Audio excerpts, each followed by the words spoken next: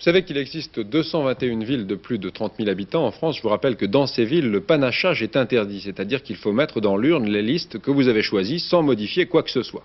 Parmi ces villes, tout près de Paris, la ville de Versailles, la très belle ville de Versailles, avec un reportage de Jacqueline Collins.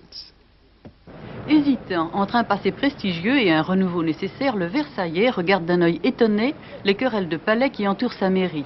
Ces problèmes sont concrets. La ville est trop près de Paris, qui aspire la plus grande partie de sa population active, et trop loin pour s'y rendre facilement.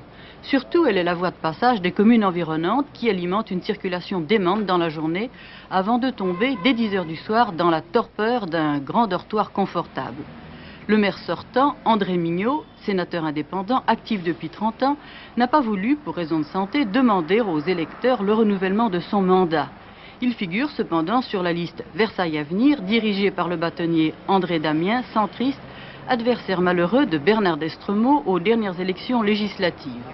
Sur cette liste figurent également Paul-Louis Tenaillon, centriste, maire adjoint sortant, et les deux sénateurs Édouard Bonnefou, gauche démocratique, et Jean Bach, RPR.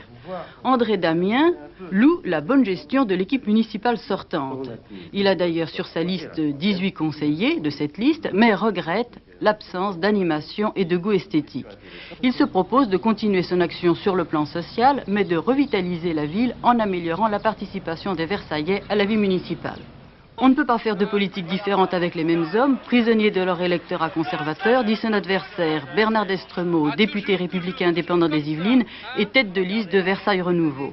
Il reproche à la municipalité actuelle son immobilisme. Sa liste, qui comprend des RI, des centristes, des RPR et des radicaux, inclut également un large échantillonnage de la population. Bernard d'Estremaux veut décloisonner les quartiers, améliorer la circulation à Versailles, faciliter l'ouverture d'une université pour les étudiants des Yvelines et améliorer la condition des vieilles maisons qui, à côté des immeubles de prestige, ne bénéficient pas encore du confort minimum. Assez de combinaisons politiques, clame le troisième candidat à la mairie, Michel Siniger, animateur de la liste Versailles pour tous, indépendante des partis politiques. Nous prenons ce qu'il y a de mieux dans toutes les tendances, ainsi ferons-nous une ville heureuse, dit-il. Il réunit sur sa liste des électeurs de toutes les tendances, des jeunes et des responsables d'associations. Pour lui, la clé de voûte de la gestion municipale doit être la participation des Versaillais aux décisions et à l'animation de la ville. L'injustice, la vraie injustice pour Daniel David, secrétaire de la section locale du Parti socialiste, leader de la liste de la gauche unie, c'est le rejet de la population la moins riche vers la périphérie et, fruit d'une politique élitiste, l'accaparement des quartiers du centre par les résidences luxueuses.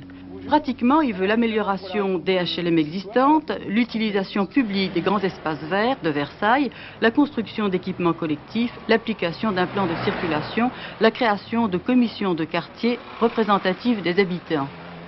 Mais après tout, il n'est pas sûr que les Versaillais veuillent tant de changements dans leur cité historique.